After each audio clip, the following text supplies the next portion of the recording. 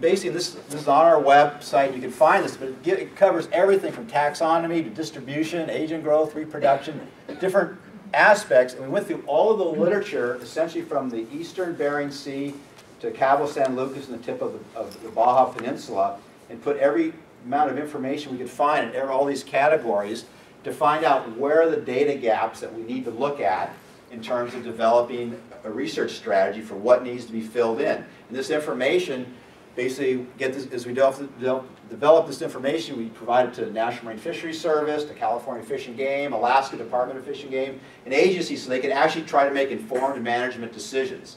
And so this is something I'd like to see other areas and regions start. It's very low cost overhead to get people to basically do literature searches to see what's available. And some other things, there's the other resources out there that I think are, could play a key role in some of this, getting some of this information out. IUCN website, which is, we had a meeting last week about, we're slowly developing with Nick and Lucy, which I think is great because you can get a lot of more regional information. Things like this life history data matrix could be something that could be developed along with the IUCN Red List information.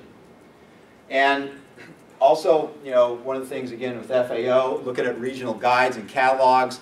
As many of you know, I'm revising the Sharks of the World right now. Volume 1 should be out hopefully in a few months, and Volume 3 should be not far behind. But one of the things we did, and some of this, we've done a lot of work in Alaska, is we put together a small brochure because they often couldn't identify the skates up there. There's like 15, 16 species, and yet here, put together a simple little brochure, and now everybody carries it. Fishermen, Fish and Game, National Marine Fisheries Service, they use it, the observers use this now to be able to identify the skates, which were just collectively lumped in as skates. Now they can actually identify them as species. And other resources here, a little plug for some of the IUCN, different books that have been done from workshops that can be downloaded, and they're very informative.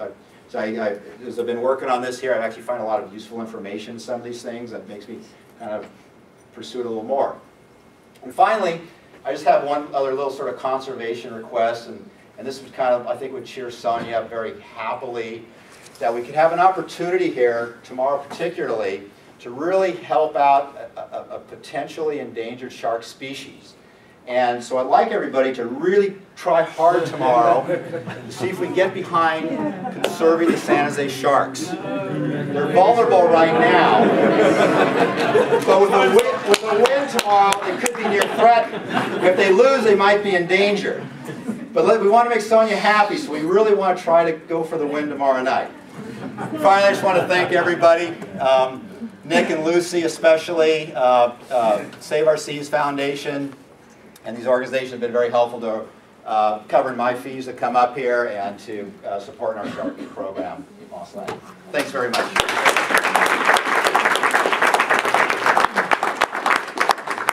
Right, given how late it is, I think we'll let Dave off the hook for questions.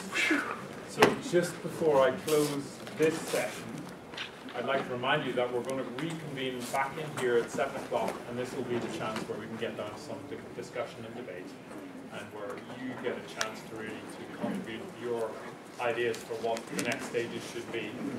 And so have a stretch, use the restroom, come back in, grab a slice of pizza, and also make sure you hand in your 3 actions to Lindsay. If you don't know what I'm talking about, see Lindsay and she'll give you a sheet where you can fill in your 3 actions. So thank you very much for your energy and attention, and I'd just like to close by thanking all of our speakers.